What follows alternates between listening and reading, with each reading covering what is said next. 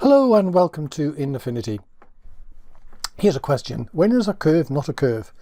The answer is when it's a line. Let's have a look. Here's a picture. And we're just going to add curves to this and play with them with it as lines, but keeping the lines in a sort of consistent way. So here we go. What we want to do, because this is a line, and this means that there's a steady gradient across the picture.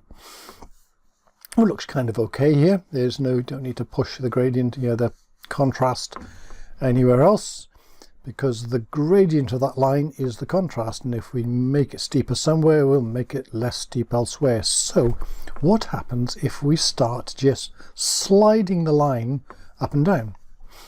And let's go this way and see what happens if I go up.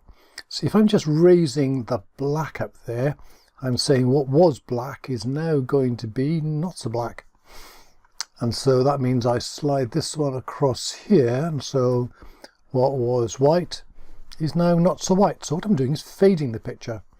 So to keep that consistent gradient, that consistent contrast across, whilst reducing the brightness of this, this is just like turning up exposure, and you can push this up quite a long way. Let's push us up to there and there. These lines help us keep it parallel. So if that's parallel to that, I'm just sort of like sliding the line up there. Let's see if I can go even further. And why might you do this? And the reason you might do it is because you might want to use it, for example, as the background. You might want to put some text over the top of here. If you're putting dark text, then a light background, so you've got a reminder of this. You could even push it way right up into the corner.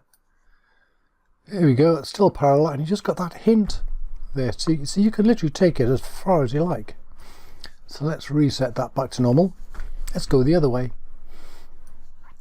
If I pull that to here, now I can say the blacks start down here, so I'm making more things black, and I pull this down here, and then I go whites from there to less white, so I'm making the whites grayer, but I got some fairly strong whites in this, so it's looking okay.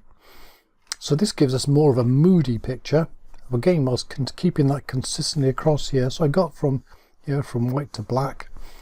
And bring that down further to here. Look what I've got. I've still got the whites coming through in here, and very importantly in the flags there, because those are an important feature. And oops, don't make it bend. Just pulling the end nodes here, not adding new ones. So I can pull that down there again. It's getting pretty faded there, isn't it? So maybe there's a point at which it depends on what you want to do with it. You go, well, that's kind of okay. Maybe it's just like kind of about there as far as I might want to push that normally. But what I can do with this now is the opposite. If I wanted to write text on it, I can now write a light, a white or yellow, whatever text. So just that thought that you can slide the line. You don't have to bend the curve when you're using curves. You can slide it up and down. This is making the thing darker, and at the other end we're making it lighter, so we're pushing it effectively the exposure up and down. Some pictures this works better with, this one works fairly well, but keep this in your arsenal. Something you can do to slide the line upwards and downwards and keep that steady gradient across it. Okay, there we go. And thank you very much for watching.